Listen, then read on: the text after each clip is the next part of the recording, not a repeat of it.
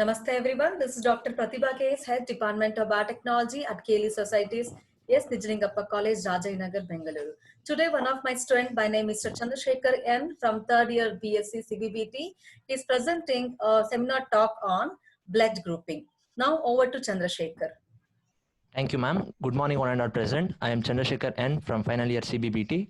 Today, I am here to present a seminar on blood grouping. Before that, I thank Dr. Pratibha ma'am for giving this opportunity to deliver the seminar. Okay, let's start with the topic. Before knowing about the blood grouping, let us recall what is blood. Blood is a circulating fluid. It includes plasma and different cells such as red blood cells, white blood cells, and platelets.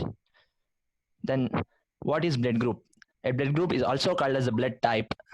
Classification of blood is based on the presence or absence of inherited antigenic substances on the surface of the RBCs. These antigens may be proteins, carbohydrates, glycoproteins, or glycolipids, depending on the blood group system. Then what is the principle involving in blood grouping? Blood grouping is done on the basis of agglutination. Let us see what is agglutination. Agglutination means the collection of separate particles like RBCs into clumps or masses. Agglutination occurs if an antigen is mixed with its corresponding antibody, which is called as isoagglutinin. Then came to history. Karl Landsteiner in the year 1901, who discovered the ABO blood group system, and later in 1902, his two students named Adriano Sterle and Alfred von de Castillo, who were working under his experiment. And then in 1907, Jansky is credited with the first classification of blood into 4 types, that is A, B, AB, and O. Then Ruben Hottenberg successfully transfused blood between 2 people at Mount Sinai Hospital in New York. He was the first person to record pre-transfusion testing for blood compatibility in a clinical setting. Karl Landsteiner, who discovered the ABO blood group system, also proposed a law. It states that if an agglutininogen is present on the RBCs, then the corresponding agglutin must be absent in the plasma. Or if an agglutinogen is absent on the red blood cell membrane, then the corresponding agglutinin must be present in the plasma. Then came to ABO blood grouping. This is one of the major blood group system. Determination of ABO blood group depends upon the immunological reaction between antigen and antibody. Antigens are also called agglutinogens because of their capacity to cause agglutination of red blood cells. Then came to ABO basics. Based on the presence or absence of the antigen A and antigen B, blood is divided into 4 groups, and they are A, B, AB, and O group. Blood having antigen A belongs to the A group. This blood adds beta antibody in the serum. Blood with antigen B and alpha antibody belongs to the B group. If both the antigens are present, then the blood group is called as AB group, and serum of this group doesn't contain any antibody. If both the antigens are absent, the blood group is called O group, and both alpha and beta antibodies are present in the serum. Then plasma of AB group blood has no antibody. This doesn't cause any agglutination of RBC. So people with AB group can receive blood from any blood group persons. So people with this group are called as universal recipients. The antibody of the donor and the antigen of the recipient are ignored mostly. Thus, RBC of O group has no antigen, so the O group blood can be given to any blood group person, and the blood with this group are called as universal donors.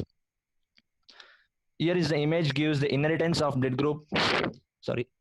Here is the picture which shows the ABO blood group antigens present on the RBCs. And this is the picture which gives the inheritance of blood group, like how blood group are inherited from the biological parents to the offsprings. Then came to the RH blood group system. It is one of the 35 current human blood group system. It is most important blood group system after ABO. Rh blood group system consisting of 50 defined blood group antigens. Among them, there are 6 common types of Rh antigens, each of which is called as an Rh factor. These types are designated as capital C, capital D, capital E, small c, small d, and small e. The type D antigen is widely prevalent in the population and considerably more antigenic than the other Rh antigens. Anyone who has this type of antigen is said to be Rh positive, whereas a person who does not have this type D antigen is said to be Rh negative. Then what happens if the person does not have the type D antigen? Let us see.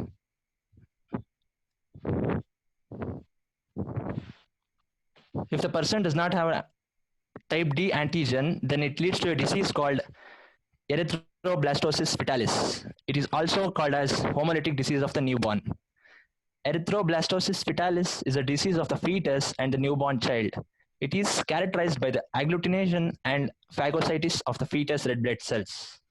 In most cases, erythroblastosis fetalis in the mother is Rh negative and the father is Rh positive. The baby has inherited the Rh positive antigen from the father, and the mother develops anti-Rh agglutinogens. So in turn, the mother agglutinates diffuse through the placenta into the fetus and cause red blood cells agglutination. Then what are the symptoms and signs in newborn? Anemia, that creates newborn's pallor, that means a pale appearance, and then jaundice or yellow discoloration of the newborn's skin, sclera, or mucous membrane. Then enlargement of the newborn's liver and spleen, and severe edema of the entire body, dyspnea or difficulty in breathing. Finally, blood transfusion. Blood transfusion is the process of transferring the blood or blood components from one person into the bloodstream of another person. In 1665, Richard Lower pioneered the first blood transfusion from animal to human at the Royal Society. After in 1840, Dr. Blundell performed the first successfully whole blood transfusion to treat hemophilia. Then processing and testing of blood. We can't do the transfusion as we want. Here is some of the procedures we want to follow. In that, the first one is processing and testing of blood. Donated blood is usually subjected to processing after it is collected to make it suitable for use. Then the collected blood is then separated into blood components by centrifugation. Here we can separate the blood as red blood cells, plasma, platelets, albumin proteins, clotting factor, and some of them. Then all donated blood is tested for infections like HIV, hepatitis B, hepatitis, etc. And all donated blood is also tested for ABO and Rh groups, along with the presence of any red blood cell antibodies. Then pathogen reduction treatment also be done. Then what are the conditions when the blood transfusion is necessary? Blood transfusion is necessary if the person suffers from anemia, hemorrhage, trauma, burns, and surgery. Then what are the precautions to be taken before the transfusion of blood? The donor must be healthy, without any disease like a sexually transmitted disease like AIDS, hepatitis, HIV, etc. Then only compatible blood must be transfused.